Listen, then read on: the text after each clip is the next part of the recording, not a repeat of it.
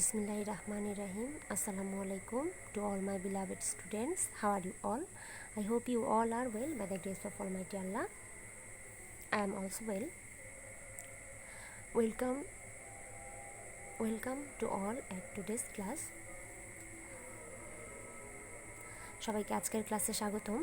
আমাদের আজকের যে ক্লাস, এই ক্লাসের টপিক হচ্ছে capitalisation and punctuation.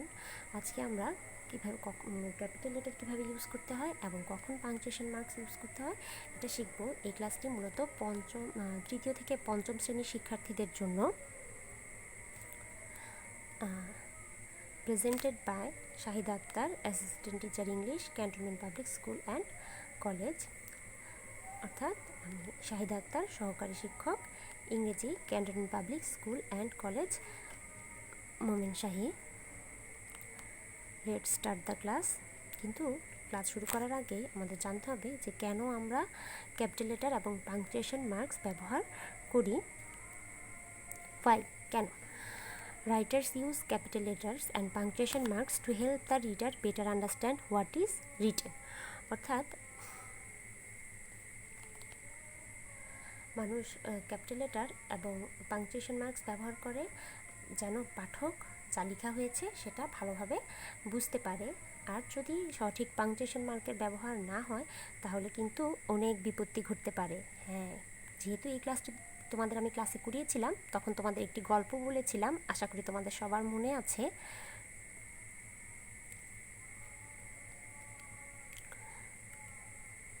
Capital letters, প্রথমে আমরা ক্যাপিটাল লেটারের ব্যবহারগুলো দেখব, কখন কখন ক্যাপিটাল লেটার লিখতে হয়। All sentences begin with capital letters, অর্থাৎ সব বাক্যই ক্যাপিটাল লেটার দিয়ে শুরু হয়। অর্থাৎ সকল বাক্যের প্রথম যে ওয়ার্ডটি থাকবে তার প্রথম লেটারটি হবে ক্যাপিটাল লেটার। যেমন এখানে এক্সাম্পলে দেওয়া আছে, we enjoyed reading the book, আমরা বইটি পড়া উপভোগ করছি। তাহলে এখানে উই, প্রথম ওয়ার্ডটি হচ্ছে উই এবং এর প্রথম লেটার ডব্লিউ, যেটা ক্যাপিটাল লেটারে হয়েছে। Those girls finished cleaning the counter, এখানেও একইভাবে দোজের প্রথম লেটারটি ক্যাপিটাল লেটার হয়েছে।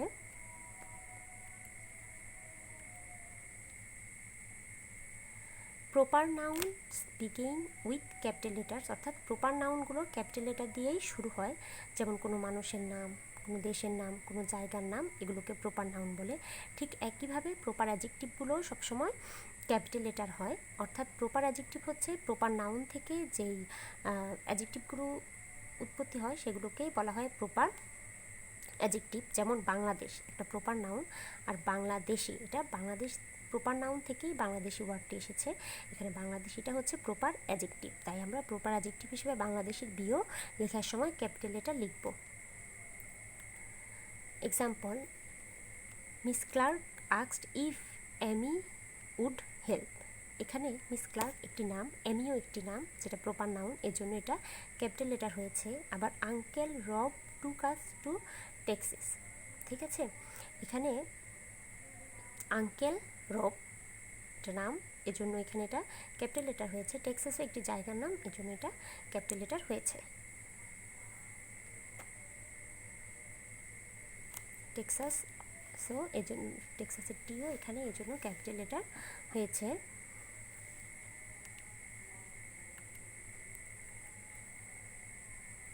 The pronoun I is always capitalised, অর্থাৎ প্রোনাউন হিসেবে আই যখন ব্যবহার করা হবে তখন এটা সেন্টেন্সের যেখানেই থাক, শুরুতে থাক, শেষে থাক বা মাঝে থাক, যেখানেই থাকুক ক্যাপিটাল লেটার হবে।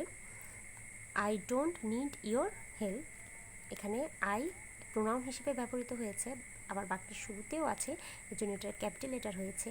মাই aunt and I picked up the papers, এখানে আই বাক্যের শুরুতে নেই, মাঝে আছে, কিন্তু এটা প্রোনাউন হিসেবে ব্যবহার হয়, এখানে এই আইটা ক্যাপিটাল লেটার হয়েছে।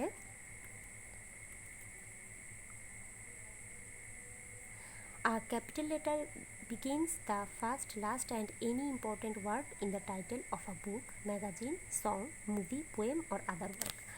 এখানে আদার ওয়ার্ক মানে লিটারেরি ওয়ার্ককে বুঝিয়েছে, অর্থাৎ সাহিত্যকর্মকে বুঝিয়েছে।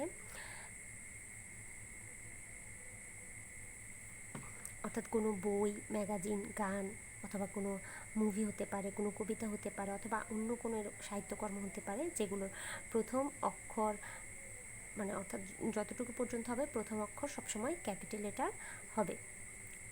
যেমন ধরো read the last chapter of Tom swear, এখানে টম সয়ার হচ্ছে একটা বইয়ের নাম, এখানে টমের টি, সোয়ারের এস, অর্থাৎ প্রত্যেকটা ওয়ার্ডেরই প্রথম অক্ষরগুলো ক্যাপিটাল লেটার হবে। ঠিক একইভাবে she saw snow white when she was 5 years old, এখানে স্নো হোয়াইট এটাও একটা টাইটেল, যার জন্য স্নোর এস, হোয়াইটের ডব্লিউ দুটোই ক্যাপিটাল লেটার হয়েছে। অর্থাৎ একটা টাইটেলের সহজ ভাষায় হচ্ছে একটা টাইটেলের প্রত্যেকটা ওয়ার্ডই ক্যাপিটাল লেটারে হবে। এই গেল আমাদের ক্যাপিটাল লেটারের ব্যবহার। এখন আমরা দেখব পাংচুয়েশন মার্কের ব্যবহার। পাংচুয়েশন মার্কের এখানে প্রথমে রয়েছে পিরিয়ড। পিরিয়ড মানে হচ্ছে যেটাকে আমরা ফুল স্টপ বলি, ঠিক আছে।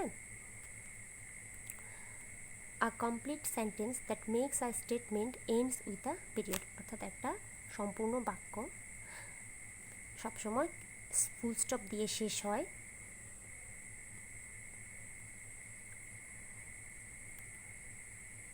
It's your birthday you blow out the candle, হ্যাঁ এটা তো তোমার জন্মদিন, তুমি মোমবাতিটি নেভাও।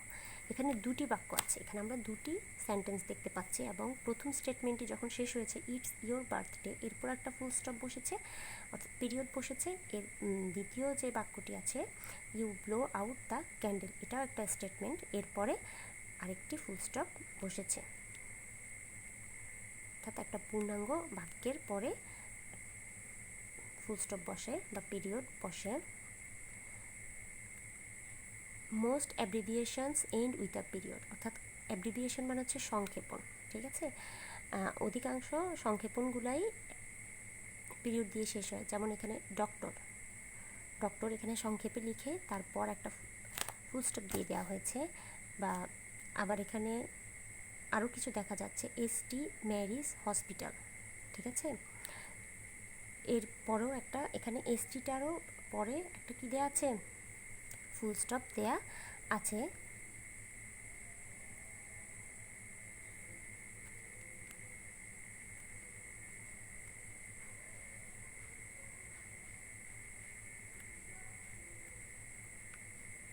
এ question ends with a question mark, অর্থাৎ একটা প্রশ্নবোধক বাক্য দিয়ে শেষ হয়। যখন কোনো কিছু জিজ্ঞেস করা হয় বা জানতে চাওয়া হয় বা প্রশ্ন করা হয় তখন বাক্যের শেষে প্রশ্নবোধক চিহ্ন ব্যবহার করতে হয়। When will you be finished, এখানে আমরা দেখতে পাচ্ছি এখানে প্রশ্ন করা হয়েছে, এই জন্য বাক্যের শেষে প্রশ্নবোধক চিহ্ন ব্যবহার করা হয়েছে। Punctuation exclamation mark, I statement expression strong feeling or excitement ends with an exclamation mark, অর্থাৎ যখন আমাদের কোনো খুব খুশি হই আমরা অথবা খুব বেশি দুঃখ পাই, দুটার ক্ষেত্রে অর্থাৎ খুব তীব্র কোনো অনুভূতি আমরা প্রকাশ করি, সেক্ষেত্রে আমরা এক্সক্লেমেশন মার্ক ব্যবহার করি। What a beautiful day it is, এখানে একটা এক্সাইটমেন্টের একটা ফিলিং আছে, ঠিক আছে, যার কারণে এখানে একটা এক্সক্লেমেশন মার্ক বসানো হয়েছে। এই যে দেখতে পাচ্ছ তো তোমরা এক্সক্লেমেশন মার্কটি, বাংলায় যাকে বলা হয় আশ্চর্যবোধক চিহ্ন। আমরা কমার ব্যবহার শিখব। A comma separates things in a series, অর্থাৎ যখন একটা সিরিজের মধ্যে একসাথে অনেকগুলো ওয়ার্ড থাকে, অর্থাৎ একসাথে অনেকগুলো নাউন হতে পারে, একসাথে অনেকগুলো প্রোনাউন হতে পারে, অথবা একসাথে অনেকগুলো অ্যাডজেক্টিভ হতে পারে, ঠিক আছে, একই ক্যাটাগরির ওয়ার্ড থাকে, তখন ওই ওয়ার্ডগুলোকে আলাদা করার জন্য সবগুলো ওয়ার্ডের পরে একটা একটা কমা বসানো হয়, শুধুমাত্র লাস্ট যে ওয়ার্ডটি থাকে তার আগে অ্যান্ড বসাতে হয়। যেমন I ate pizza burger and ice cream, এখানে তিনটি জিনিসের নাম রয়েছে, পিৎজা, বার্গার এবং আইসক্রিম। পিৎজা এবং বার্গারের মাঝে কমা, পরে কমা বসানো হয়েছে এবং লাস্টটির আগে অ্যান বসানো হয়েছে। A comma comes before the conjunction that compounds independent clauses, অর্থাৎ তোমরা এখনও ছোট, কম্পাউন্ড সেন্টেন্স যখন আর একটু বড় হলে তোমরা কম্পাউন্ড সেন্টেন্স কি সেটা বুঝতে পারবে। অর্থাৎ কম্পাউন্ড সেন্টেন্সের দুটি ক্লজ থাকে, ঠিক আছে। প্রথম যে ইন্ডিপেন্ডেন্ট ক্লজটি থাকে, অর্থাৎ যে ইন্ডিপেন্ডেন্ট ক্লজটি থাকে তারপর একটা কমা থাকে, অর্থাৎ যে স্বাধীন বাক্যটি থাকে এটা অন্যটির ওপর নির্ভরশীল না, নিজে নিজেই নিজের অর্থ প্রকাশ করতে পারে। কিন্তু পরেরটি প্রথমটির ওপর নির্ভরশীল থাকে। শি ফিনিশড হার ওয়ার্ক, সে তার কাজটি শেষ করেছে, এটার কিন্তু একটা স্বাধীন বাক্য। And then she went to bed, তো আমরা যখন বলবো and then she went to bed, এখানে কিন্তু এটা স্বাধীন না, মনে হচ্ছে যে এর আগে বা পরে আরও কিছু রয়েছে, এটা অন্য কোনো কিছুর উপর নির্ভরশীল, ঠিক আছে। তাই এখানে যে ইন্ডিপেন্ডেন্ট অংশটি আছে, ইন্ডিপেন্ডেন্ট ক্লজটি আছে, অর্থাৎ শি ফিনিশড হার ওয়ার্ক, তারপর একটা কমা বসানো হয়েছে।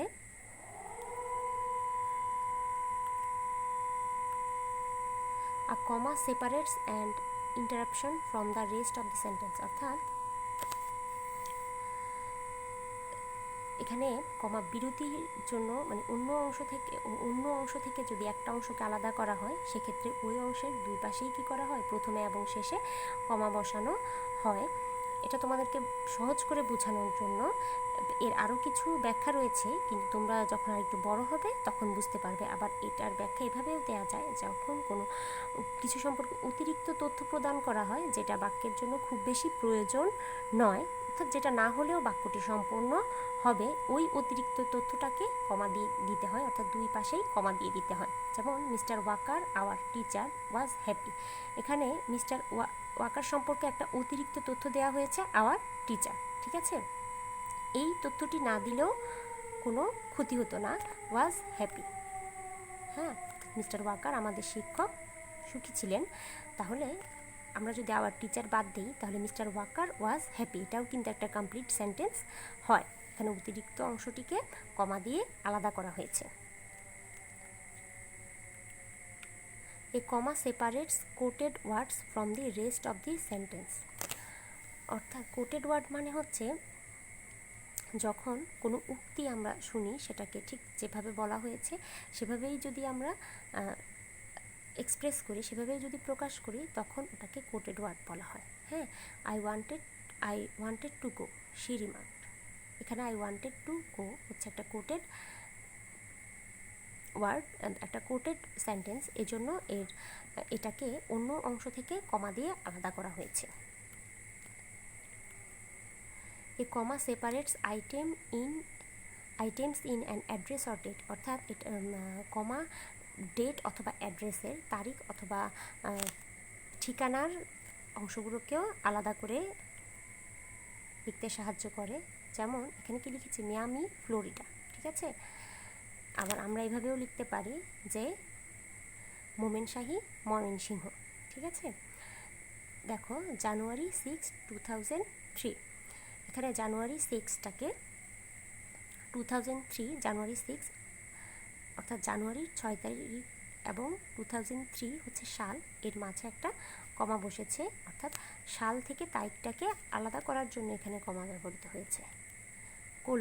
Colon shows the reader that a list of explanation follows, অর্থাৎ যখন কোনো কিছুর তালিকা আকারে কোনো বর্ণনা দেওয়া হয়, সেক্ষেত্রে বা তালিকা আকারে কোনো কিছু ব্যাখ্যা করা হয়, সেক্ষেত্রে কোলন ব্যবহার করা হয়।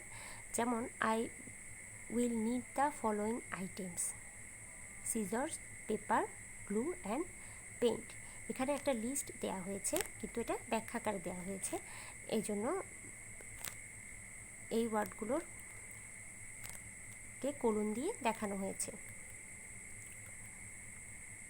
Quotation marks are used to identify the exact words of a speaker, অর্থাৎ একজন বক্তা ঠিক যেভাবে কথাটি বলে সেভাবেই এটি বোঝানোর জন্য বা প্রকাশ করার জন্য কোটেশন মার্ক ব্যবহার করা হয়। এখানে এই যে প্রেসিডেন্ট বুশ সেইড, এরপর একটা কমা আছে, কিন্তু এখানে আমরা দেখতে পাচ্ছি যে উই যেখান থেকে তার বক্তব্যটি শুরু হয়েছে ঠিক সেখান থেকে শুরু হয়ে শেষ পর্যন্ত দুটি চিহ্ন রয়েছে, এই চিহ্নটিকে বলা হয় কোটেশন মার্ক বা inverted comma. We will not tire, we will not falter and we will not fail, ঠিক আছে। সবসময় মনে রাখবে কোটেশন মার্ক যখন শেষে ব্যবহার করবে তখন অবশ্যই যদি যেই পাংচুয়েশন মার্কটি থাকবে, অর্থাৎ ফুল স্টপ থাকতে পারে বা প্রশ্নবোধক থাকতে পারে, তারপরেই কোটেশন মার্কটি বসবে।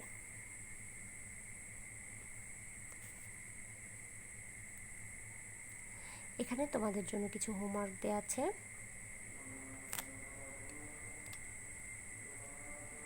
হোমওয়ার্কগুলো বাসায় করতে নিজেরা অবশ্যই চেষ্টা করবে এবং বিষয় শিক্ষককে দেখাবে।